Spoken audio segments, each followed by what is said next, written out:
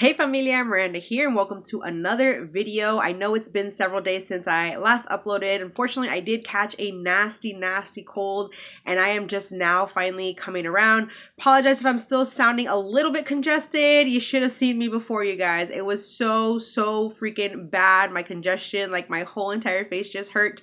So I'm still a little bit, but I am definitely coming around, you guys, finally. I hate being sick. But anywho, you guys, I wanted to go on ahead and get into today's video. It is another episode of First Viewing where I share my thoughts and recommendations with you guys on films that I watch for the very first time. So I wanted to get this done and over with because I do have quite the load today, you guys. And I will say there are a lot of films that are pretty much just one-time watches for me this round. So let's go on ahead and get into things. All right, so first up we have Sunshine Cleaning. I really enjoyed this one. It was just kind of a very wholesome film. Amy Adams and Emily Blunt together. I thought they had some pretty great chemistry in here. And basically they play these sisters. Amy Adams' character is a single mom. She has a son. He's been kind of acting out, so they don't want him at his current school. And so she needs to find a new school for him. And obviously, I mean, she doesn't make that much money. And so they go into the whole crime scene cleanup business, which I guess, you know, is pretty good business and whatnot. And so they join up together. They face some things along the way. There's a nice little friendship that Amy Adams' character kind of has with her like cleaning supplies supplier, who's played by Clifton Collins Jr., who I absolutely love. But yeah, I kind of would have actually liked to have seen maybe something a little like romantic between the two of them, but that's just kind of wishful thinking. But yeah, Sunshine Cleaning, you guys, I highly recommend this one if you have not said. It's just the two sisters, they kind of bond, I guess you could say, over this cleaning business and whatnot. And I mean, sure, like I said, it kind of leads to a bunch of different things happening and things kind of just falling apart and whatnot, but it's a really great film, you guys, so definitely check it out if you haven't. All right, next up we have Abandon. I'll be honest, you guys, I mean, I like Brittany Murphy. I think she's great, but this I don't think was a very good performance of hers. I totally feel like this film could have been something so much better. I will say I didn't really exactly expect the twist of it, but it's like now knowing the twist, like I feel like it's just not going to be very impactful. Like, you know, if I were to watch this again, you know, down the road or whatever. I really wanted to like this one so much more, but it just, I don't know, it was missing something like a wow factor or something for me, and it just didn't really feel like the kind of like adrenaline rush that I thought I would have had watching this, just kind of from what I had read up on this film and whatnot. It was okay for what it is, but it was nothing spectacular. Definitely could have been better. All right, next up we have Cyrus. You guys, sadly, this was a huge letdown. I mean, I love the three of them. I mean, amazing cast, but this film just was not what I thought it was going to be. I seriously thought that this was going to be like this crazy, like raunchy, hilarious comedy, and it just kind of lacked both, to be honest. I mean, John C. Reilly and Jonah Hill, I mean, the two of them from their previous work and everything, I seriously was expecting this to be like way on the raunchy side, and it was like zero of that, okay? And the comedy in this, it just felt super forced, unfortunately. And so yeah, this just did not live up to what I was hoping it would be. So it was definitely a huge letdown. It just really wasn't that funny. To be honest, it was a little on the boring side, and it just could have been so much better. So next we have a Revolutionary Road. Now, I'd heard good things on this one, you guys, but to be honest, I was actually pretty dang bored with this one, and it was actually pretty dang kind of depressing. I will say there's certain aspects of the film that are definitely relatable, I think, just to anybody in general. But you basically have Kate Winslet and Leonardo DiCaprio as this couple. They're a married couple, and I will say they did not have the same chemistry that they had like in Titanic, okay? Way better then. But yeah, I just really wasn't feeling the two of them. They just felt very kind of separated in this film. And you basically have her, she's a stay-at-home mom. She is pretty much kind of just bored with life, I guess you could say. Tired of the relationship. Like, you can tell, like, all of this, like, she just ain't having it no more, but yet she still kind of remains with Leonardo DiCaprio's character despite him having like an affair and all of that. And it's just, she's just bored with life, okay? Like she doesn't want to be this like stay-at-home mom anymore. She wants to go back to, you know, chasing her dreams. And so they're kind of set on moving out of the country in a certain amount of time. You know, they have such and such amount saved up and blah blah blah kind of stuff, you know. And I don't know, it's just, I feel like her freaking mindset just wasn't like in the right place. I mean, it's pretty hard to just kind of drop everything, up and leave everything and just move out of the country. You know, I mean, that's kind of hard to do in general. So, and I don't know, just the way that she thought that their life was going to be once they moved to, I think it was like Paris or something like that, and how easy it would be to, you know, land jobs and all of that and stuff like that. Like I said, I don't know, it was just very depressing. You could just tell that she was just very unhappy in her relationship and with her life and everything. So that definitely kind of made this film drag a bit, you know. It was definitely depressing, just her character and everything. And I don't know, like Leonardo DiCaprio, I mean, his character's just kind of whatever, you know. He's just, you know, good looking dude or whatever. Like I said, he's having an affair with another woman and he just has all these kind of problems at work and stuff like that. And I don't know, he just didn't seem very supportive, very in love with his wife or anything like that. So I don't know, this just was missing something for me. Maybe they definitely needed to have more chemistry in here or something, but I just really wasn't a fan of this. She's out of my league. You guys, this movie is absolutely freaking hilarious. I loved every minute of it, and I was seriously just like laughing my butt off the whole entire time. And I love the concept of it because, you know what, I'm pretty sure that we have all had that one crush who's just like way out of our league. And that's what this is, you guys. This was just so dang funny. It is, oh my gosh, just loads of fun. It is raunchy. It's hilarious. And I will say that this guy right here, the one friend, he's a true friend for sure. There's one scene in here that I don't want to give away, but if you've seen this film, you probably know what scene I may be talking about. But man, he was like a super trooper, and I just like was dying laughing that whole entire scene. You definitely need to check this one out if you haven't, because seriously, you are going to just be laughing the entire time. If you need a good laugh, definitely check this one out. So I finally checked out Fried Green Tomatoes. Now, I'd actually kind of seen like bits of this back in like language arts class in middle school, but I never got around to seeing it in full, and I'm glad that I finally freaking watched this because it was absolutely amazing, you guys. All the performances in here were phenomenal. Kathy Bates was an absolute hoot. I loved her character, and then of course the character of Edgy, she was just a hoot as well, you guys. Just kind of felt very much alike, but seriously, like to all the characters in here, you just really felt very connected to each one of them. And I loved the evolution of the story in here and everything, and just everyone was just absolutely amazing. It's just such a beautiful, really kind of heartfelt film, and I enjoyed the heck out of it. All right, so next up we have The Age of Adeline. Definitely an interesting concept for a film, for a love story. I mean, it was an okay romance flick. I give it that. I'm not going to say that I was like super invested into this film and that I loved every minute of it, because there was definitely certain parts that kind of dragged for me a little bit, but it's a solid romance flick. But basically Adeline here, she kind of dies and then comes back to life, and she's kind of frozen in time at this certain age, and so she lives decades, you know, being like 29, I think it is. But, you know, she kind of goes through all these different relationships and stuff like that. And, I mean, she has a daughter and stuff. So, I mean, it's kind of, like I said, it's an interesting concept. Not one you kind of see every day. But, I mean, I enjoyed it for the most part. The only thing I really wasn't a fan of was the guy that was narrating. Felt just kind of unnecessary in a way.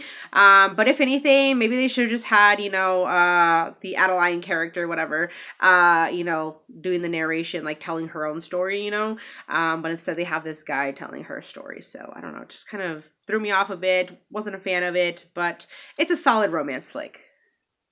So Migration, it is a pretty cute little flick, you guys. Basically, you have this family of ducks. They set out to migrate for the first time. And of course, along the way, they, come across all these obstacles, and they meet all these kind of unique characters and stuff like that. There's even like a villain and whatnot. And so it's just basically them as a family trying to overcome all these obstacles. And then it's kind of like, all these new people they meet along the way, they kind of become part of the family. They kind of create their own little flock or whatever. And so, yeah, it's definitely a cute one, you guys. I mean, I enjoyed it for what it is. A nice little kind of family adventure flick, if you will. But yeah, I thought it was pretty cute. All right, so I did go ahead and check out Wonka. This is one that I would have loved to have seen in theaters, but just didn't get a chance to. And I freaking love this one. Like, every minute of this film was just absolutely awesome. I was super invested into it. All the musical numbers were fantastic. And I will say, though, going into this, I was very kind of iffy on, Chalamet playing Wonka. I don't know, it just didn't really picture him as the Wonka character. Like, I don't know. But I gotta say, he was awesome, you guys. He truly, truly was. And I mean, Gene Wilder will definitely be my Wonka forever. But if I had to choose between Chalamet and Johnny Depp, definitely Chalamet. He was, like I said, just so freaking amazing. His performance in here was just absolutely fantastic. He was perfect Wonka, for real. And yeah, I loved all the musical numbers. I love the storyline, and I love just kind of getting to see how Wonka kind of came to be and how he, led up to the creation of obviously his factory and all of that and whatnot. But yeah, we'll say though, why were the Oompa Loompas so freaking tiny? Like, compared to obviously the original film, they're not that tiny, but they're like super tiny in here. But anywho, it's fun, you guys. It definitely has its funny moments and everything. And there's also just a lot of kind of great little like punchlines in here and whatnot. And so definitely, if you haven't seen this or if you've been a little like skeptical on it, definitely check it out. It's worth it. Timothy Chalamet, like I said, is just an outstanding Wonka, and it is just loads of fun, and it was just really nice story. All right, so next up we have Spoiler Alert. I highly recommend this one. This film, like from the very beginning, just kind of takes off, and it is one of those films that it's so like heartwarming, but at the same time very, very heartbreaking. But like the first half of this film will literally just kind of have you smiling the whole entire time. Just the way that these two meet and the way that their relationship progresses from there on, and just the love that they have for each other. Like, it's beautiful. It's there. You can see it. They deeply care about each other, and I love the chemistry between the two of them. They were just so freaking amazing. And then like the second half of the film though is when it starts to all kind of go downhill, and it just gets to something that is so heartbreaking, because obviously one of this guy right here, he has this terminal illness, and so it's just kind of the two of them, taking it day by day, and the partner helping him out along the way. And that one moment is going to come, but when it actually does, the way it impacts you, it just is a lot more than I guess one would have actually expected. But it is just absolutely beautiful film, you guys. So I highly recommend you check it out if you have not. But you will need your box of tissues for sure, because it is also very, very heartbreaking along the way. So I finally checked out Saw X, and I will say it is a solid installment to the franchise, but I didn't necessarily love it, as much as the other films. I mean, I definitely like the storyline of it. It's definitely more, on the like lines of revenge and stuff, because you have obviously Jigsaw, him, getting back at the people who supposedly cured him, but was actually all a lie. And so he's getting back at them. And I mean, yeah, there's like some twists in here and whatnot, but it's like, personally, I didn't really care much for the twists and whatnot. And like some of the characters, especially the doctor lady, oh my freaking gosh, she was so dang annoying. Like, seriously, just shut up, lady. Like, seriously, she thought that like she just kind of had to say, you can do it, you can do it. And it's like, yeah, but it's not you in that situation and whatnot. And I don't know, I just really wasn't a huge fan of the traps in here. Like, I feel like the traps in the other movies were a little bit more on the creative side, and this one just kind of lacked a little bit more of like creativity, I guess. Especially, I don't know, that the one that really kind of got to me though was the girl who had like cut her leg off or whatever, and that, was it like the femur or whatever that she had to inject and like suction it out or whatever. That was kind of gross, I will say. But other than that, I don't know, I just really wasn't feeling the traps in here and stuff. But the storyline is definitely solid. I mean, I like to kind of see, you know, the whole beforehand, and you know, him being sick and all of that, and supposedly, you know, going to go get cured and everything.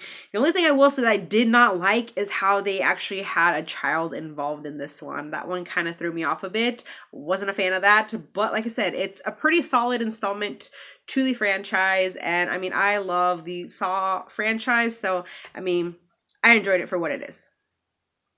All right, so next up is Widows. I have to say, you guys, this one was definitely kind of a one and done for me. I mean, it was okay for what it is. It's a heist flick. It has to do with all these women here taking part in the heist, and they're all supposedly widows because all their husbands died in this kind of explosion accident shootout with the police and whatnot.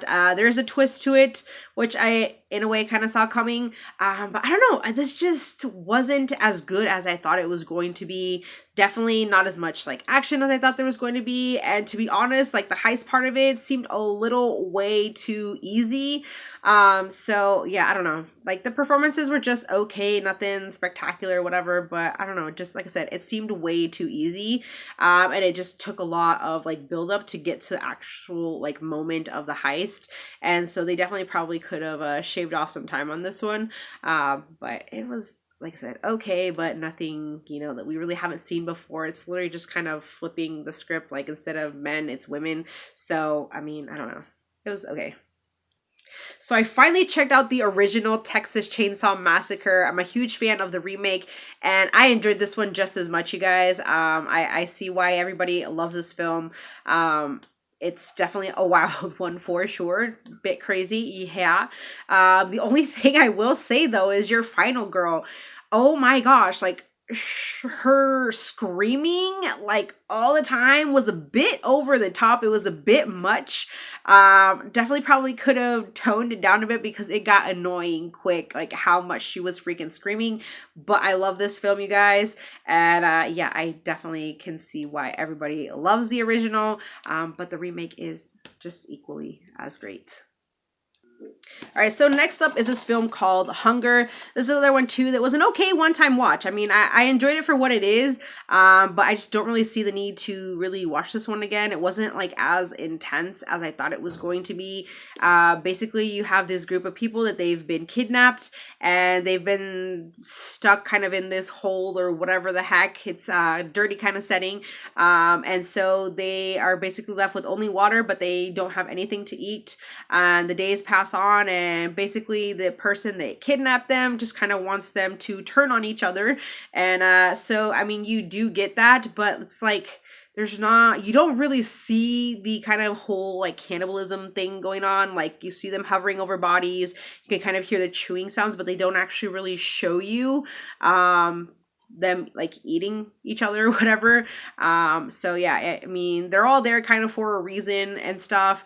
And I don't know really the kidnapper's real motive behind it. Maybe it's just to make him feel better about himself, because some things that took place. But like I said, you definitely have a very dirty setting. It's a very dark setting, like especially when the film first opened up, it is super hard on the eyes because it's literally like they are literally just in the dark.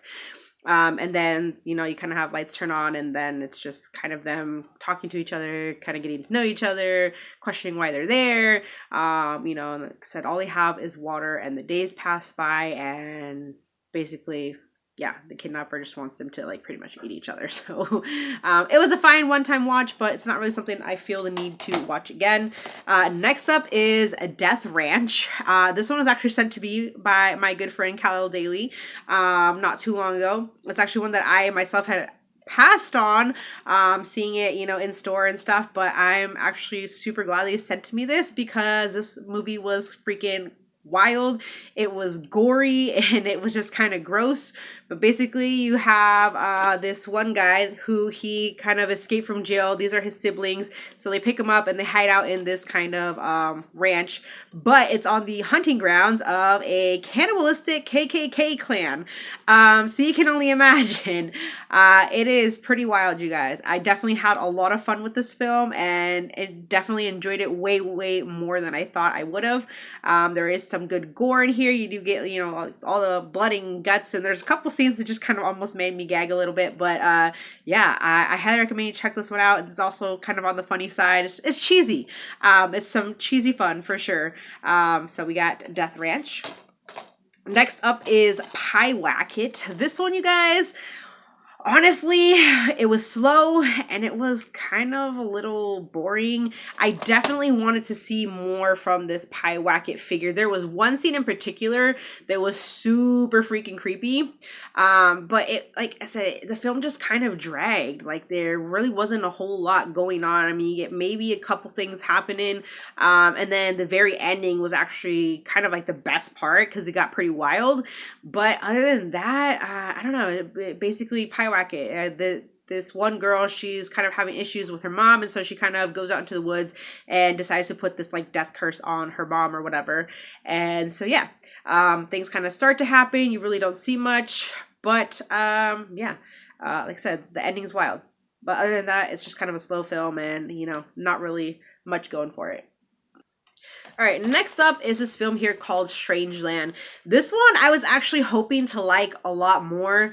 It just wasn't exactly what I was expecting, or I guess I would have liked more from this film. But basically you have this online kind of like pedophile who lures in teens and basically like sews their mouth shut, and they're just into all this kind of like body torture type stuff. But it wasn't necessarily anything like hardcore. Like it was more of like a setting, like they'd show you that there was these people with their mouths sewn shut, or they'd be like hooked or chained or something like that. But you don't see any kind of like actual torture, like hardcore torture happening going on or anything like that. But you do have, you know, the kind of main sadistic guy here, who's into this whole like body torture and kind of even like body modification type stuff happening and whatnot. But I don't know, it could have been so much better. This one I definitely think had a lot of potential to be something greater, had they dived more into the torture aspect of it. I will say though, with this film, and I don't know if it could just be my copy, or I don't know if anybody else noticed it, but the dialogue in this doesn't necessarily match up. Like sometimes like the dialogue will start before they even start like moving their lips or anything like that, or sometimes they'll be talking and then it'll like stop, but the dialogue will like keep going. So I don't know if that's like a defect or what, but yeah, it was okay. But it, like I said, it had some crazy potential to be something so far more like, I don't know, just sinister and crazy. All right, next up is this film here called She Hate Me.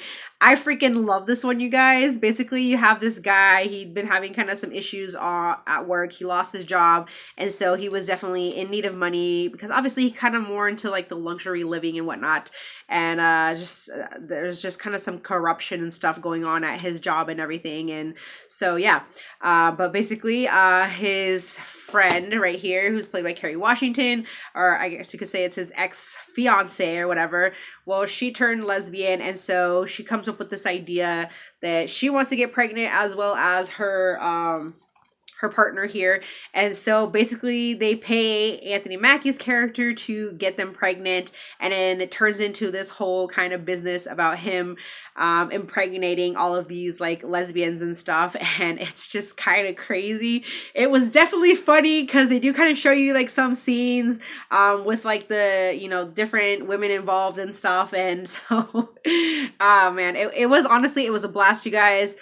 It seriously felt like it could have been a totally like real scandal going on, but yeah, so it kind of deals with that, and then it goes into this whole trial because he's found out, you know, and he's like, I guess, all in the news and stuff about him and just all these women that he impregnated, just that they're popping out all these kids and stuff like that. And so all the money he made, and he was making good money, you guys. But it's hilarious, you guys. I thoroughly enjoyed this one very, very much, and I highly recommend you check it out. It's just a fun kind of concept of a film, and I just had a blast with it. All right, next up we have this film here called Flip the Script. This one has a really good cast, and I was really hoping to like this one, but it kind of fell flat for me. To be honest, you guys, like, I just really wasn't digging any of the characters.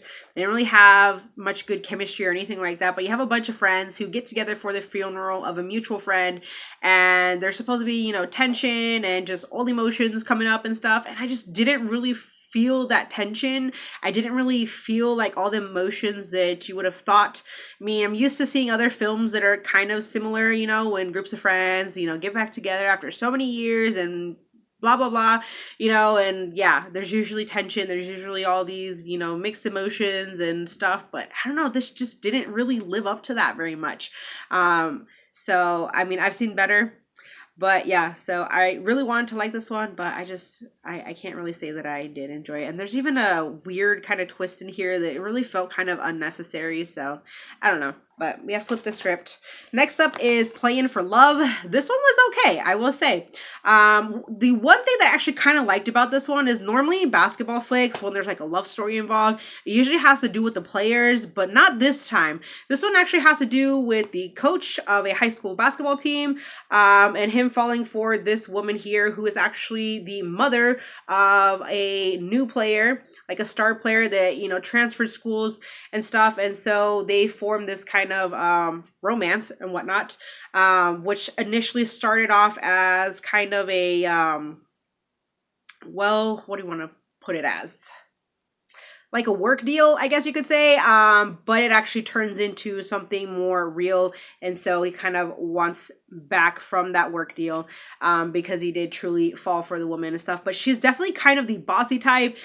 She's like, you better use my plays or my son's not playing, and she ain't joking. So yeah, this one was definitely solid. I enjoyed it. I enjoyed the kind of older couple sort of romance happening here and whatnot. And it's not super heavy on the basketball, but he is the coach, so there are some games and stuff like that. And, you know, the mom, she's super into it as well, because I guess her father was like a basketball player or something like that back in the day. And so yeah, definitely enjoyed this one. All right, a couple more to go. So the next one I have here is the 5 People You Meet in Heaven. And I definitely thought this was going to be more like super heavy, kind of on the faith stuff, but it wasn't really necessarily that. But basically you have this guy, he works at this like carnival on the pier, and he's been doing it for several years, and basically he suffers an accident trying to save somebody else. And so when he passes, he is kind of introduced to 5 people, obviously, that you meet in heaven. I forget all who they were. I know one was his like father, who he'd been kind of disconnected with, his dead wife, and then like a couple other people who he kind of, you know, changed their lives in a, you know, different kind of way, and somebody else, I forget exactly, but basically there, it kind of, he meets one person, it kind of goes to show him stuff like from the past, future, all that kind of stuff. And so he basically is supposed to like learn a lesson or like take in something from each person and stuff, and like they're supposed to each represent like something. Like one is like forgiveness, and I forget what exactly they all are, but I mean, it was okay. It's just not really, I was expecting this to be like way more kind of on the sentimental side. I definitely thought I was gonna be, you know, crying and stuff, but I didn't, surprisingly. But yeah, it was just okay. So if you're kind of been curious about this one, kind of stressing whether it's like super heavy on the faith stuff, it's not really. Yeah, I mean, each kind of story, I don't know, it definitely kind of felt in a way like an anthology, because it goes from like one person and then it moves on to like the next and stuff. So I don't know, it felt kind of like that, but yeah, it was okay for what it is. And last but not least is this film here called Bella. And this is one of those films where there's something that happens tragically and it just changes your life forever. So Eduardo Verastigi's character here, who I enjoy him very, very much, but basically he was this kind of soccer superstar, just signed this like contract, but something tragic happened and it just kind of flipped his life around entirely, and he kind of struggled and just kind of became this nobody working at his brother's restaurant. And then this girl right here, she's actually a waitress at that restaurant, but one day she arrives late or whatever, and it's not the first occurrence. And so his brother is kind of an ass, to be honest, but he fires her on the spot. And so him being the star chef, he's like just kind of up and leaves. And it's like right before rush hour and everything. And so he just kind of walks around the city and kind of goes on this little mini adventure with her, just kind of talking to her, and in a way they kind of help each other kind of cope with what's going on just by, you know, having this conversation. And so they kind of form this kind of unique little on the spot sort of in-depth friendship, I guess you could say. And so yeah, and you know, he kind of tells her about everything that happened, and you know, she kind of goes into what's happening with her. And you know, it takes her back to you know, hang out with his family for a little bit, hang out at the beach, all that kind of stuff. And it's really just a kind of in-depth conversation that just happens throughout the day, the two of them just hanging out. So yeah, it's definitely a heartwarming film. These two had some pretty good chemistry between like their conversations and everything, but it's also very heartbreaking because the thing that happened that changed his life was definitely, oh my goodness. So yeah, but I enjoyed this one overall. So that is everything, you guys. Let me know if you have seen any of these films and your thoughts on them. Thank you guys so much for watching. Join the family if you have not, and I will see you in my next video. Bye.